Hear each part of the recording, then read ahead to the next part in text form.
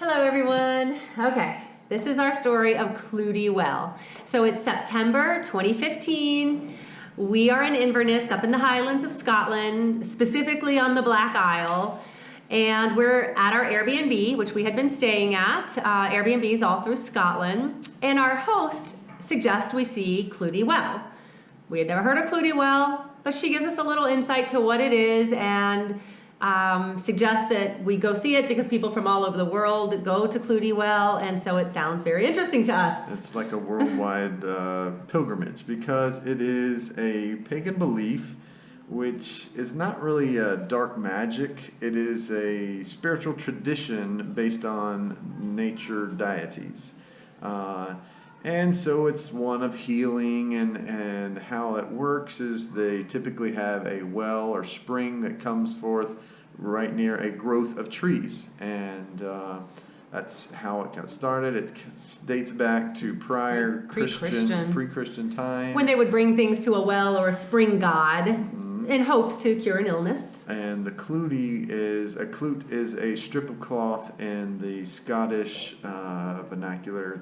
Helps to understand where all the names come from. So how it works is the tradition is when you have a sickness, you have a cloth that's maybe wrapped around the sickness or illness area touching the skin, and you bring that cloth. Any person that's able, it doesn't have to be the actual sick person. Just the cloth had to have touched them. And you bring it to this well, and you dip it in the water, and you walk around the well 3 times, and you hang it in the tree or in the water, and let the sickness wash away. And the additional part of the story is an important part. if someone was to come and take that away, any piece of the clothing, they would take on that sickness. So obviously a lot of stuff has stayed there over the years, and you see. Yes, so. The city council of Inverness years ago wanted it cleaned up. They viewed it as an eyesore in their beautiful forest, and they couldn't find any city workers that were willing to go into the forest and take these cloths down. Who would want to take on all that sickness? Exactly. But she said through the story, she did tell us that they found a volunteer, a city worker that was willing to go in and clean it up. However, within no time at all, the forest was full of cloth again. So I guess the city officials just realized eventually just to let it be, that there was no cleaning it up for good.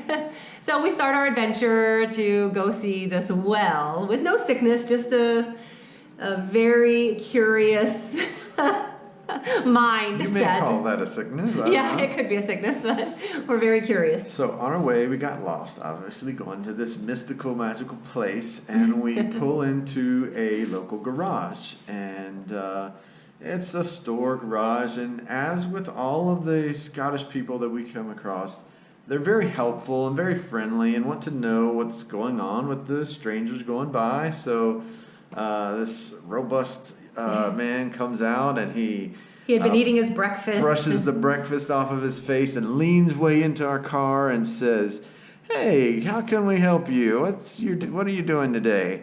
And as soon as we said, "We're lost. We're looking for the Clootie Well," he jumps back out of the car, wipes off any part that may have touched the car, and kindly says, "You just find it right down the road, a little ways to your left." And he was a believer. A true believer. And hearing it from the host in her nice home, and it was something you chuckle over. Okay, that was one thing. But to see it from a true believer that says, "Don't touch me with any sickness," lends a lot more credibility. That is true. So we drive on where he directs us, and we do see a little tiny sign, Clootie Well. We pull into the forest, literally off the road and into the forest. Yeah, it's just a small little opening. And you drive through the forest a bit, and then there's this makeshift parking lot. It's just basically where all the cars have kind of traveled and flattened the grass. And we get out with our camera in hand, sure to be respectful and not touch a single piece of cloth. Because we're believers now. We're believers. This garage man just converted us. So we are not touching any cloth. We're just making our way through the forest, and at first you see a piece or two hanging, and then slowly more and more. And I mean, we're seeing everything from jackets, pants, shirts, underwear, socks, blankets, baby bibs, everything, brassieres, everything you could think of. It was sad and touching to know that that much sickness had happened in the world, and that many people looking out for something to help them, in time. And some have writing on them. They're writing, we miss you, we hope you get better. The name of the sick person, perhaps. I mean, all kinds of writing. Various ways. So, But we were being very careful not to touch or disturb anything. We went around and took their photos, and then as we were leaving, and I kid you not, we saw the jacket of the city worker, Inverness city worker, that had to take all of those down, because once he took it down, obviously took on the sickness, and he had to bring it all back. So he came back and hung that jacket up. So I'm sure never again will anybody volunteer to do that. That is true. We could not believe it. Just this neon bright jacket hanging in the forest, clear as day, written City of Inverness.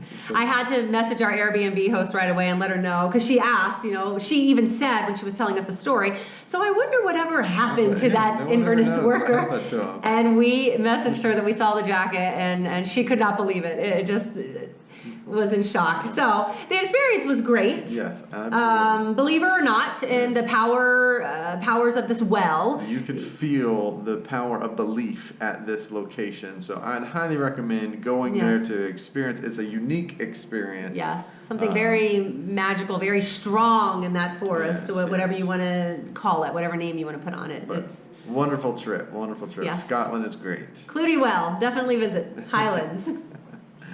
Bye.